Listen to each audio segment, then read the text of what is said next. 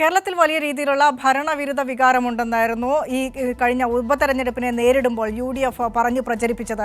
പക്ഷെ അതിനുള്ള ഏറ്റവും വലിയ തിരിച്ചടിയായിരുന്നു ചേലക്കരയിലെ CPIMന്റെ വിജയം. അത് ഏത് രീതിയിലാണ് കോൺഗ്രസിനകത്ത് പ്രതിഫലിക്കുന്നത്? വലിയ തലവേദന, പരസ്പരം അങ്ങോട്ടും ഇങ്ങോട്ടുമുള്ള ഒരു വിരുദ്ധ വികാരം സൃഷ്ടിക്കുന്ന രീതിയിലേക്ക് ചേലക്കരയിലെ ഉപതെരഞ്ഞെടുപ്പിന്റെ ഫലം മാറിക്കഴിഞ്ഞു എന്നാണ് ഇപ്പോൾ നമ്മൾ മനസ്സിലാക്കുന്നത്.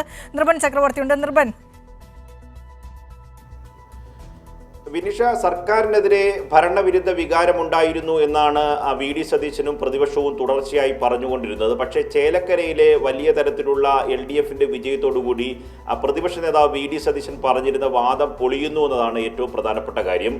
സിറ്റിംഗ് സീറ്റുകളിലല്ലാതെ UDF ഇതുവരെ വിജയിച്ചിട്ടില്ല. മറിച്ച് ഭരണപക്ഷത്തുള്ള പ്രത്യേകിച്ച് LDFന്റെ കൈവശമുള്ള ചേലക്കര സീറ്റ് തിരിച്ചുപിടിക്കും എന്നതായിരുന്നു UDFന്റെ പ്രത്യേകിച്ച് VD സതീശന്റെ അവകാശവാദം.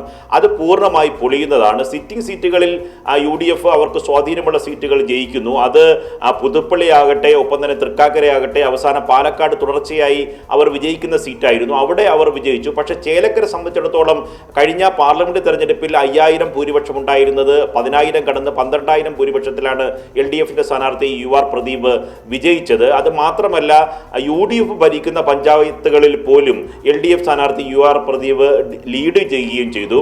അതുകൊണ്ട് സ്വാഭാവികമായും ഇതുവരെ പറഞ്ഞിരുന്ന ആ പ്രതിപക്ഷത്തിന്റെ വാദം, പ്രത്യേകിച്ച് VD സതീശന്റെ വാദം പൂർണ്ണമായി പൊളിയുന്നു എന്നതാണ്. സർക്കാരിനെ സംബന്ധിച്ചിടത്തോളം സർക്കാർ നേരത്തെ പറഞ്ഞതാണ് ഈ പാർലമെന്റ് തെരഞ്ഞെടുപ്പിൽ സംഭവിച്ചത് ഒരു ദേശീയ രാഷ്ട്രീയത്തിൽ BJP സർക്കാരിനെതിരെയുള്ള ജനവികാരമാണ് കേരളത്തിൽ ഉണ്ടായിരുന്നത്. പക്ഷേ സർക്കാരിന്റെ ജനക്ഷേമപരമായ പദ്ധതികളെ സംബന്ധിച്ച് സർക്കാരിനെ വിലയിരുത്തുമ്പോൾ ഇടതു സർക്കാരിന് അനുകൂലമായ വിധിയെഴുത്ത് സംസ്ഥാനത്ത് നിയമസഭയിൽ ഉണ്ടാകും. അത് തദ്ദേശ തെരഞ്ഞെടുപ്പിലെ തദ്ദേശ വാർഡുകളിലെ ഉപതെരഞ്ഞെടുപ്പിലടക്കം കണ്ടതാണ്. ആ വാദം അംഗീകരിക്കുന്നതാണ് ചേലക്കരയിലെ ഉജ്ജ്വല വിജയം.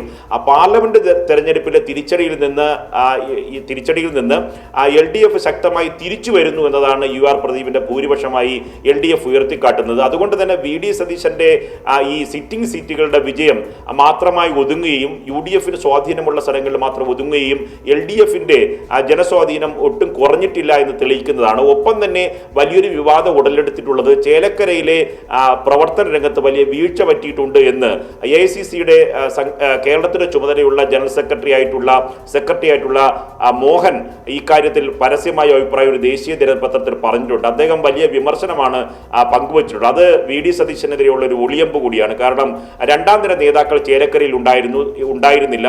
തെരഞ്ഞെടുപ്പിന്റെ ഏകോപനം തെറ്റി. ഒപ്പം തന്നെ പാലക്കാടിലെ വിജയമെന്ന് പറയുന്നത് ഈ ഷാഫി പറമ്പിലിന്റെയും VK ശ്രീകണ്ഠന്റെയും പ്രസ്റ്റീജിയസ് വിജയമാണ് എന്നാണ് അദ്ദേഹം PV മോഹന്റെ അഭിപ്രായത്തിൽ അദ്ദേഹം ദേശീയ ദിനപത്രത്തിൽ പറഞ്ഞ അഭിമുഖത്തിൽ പറയുന്നത്. അതുകൊണ്ട് തന്നെ ഇക്കാര്യത്തിൽ എല്ലാ ഒളിയമ്പും VD സതീശനെതിരെയാണ്. പാർട്ടിക്കുള്ളിൽ ചേലക്കര പരാജയം സ്വാഭാവികമായി ചർച്ച ചെയ്യും.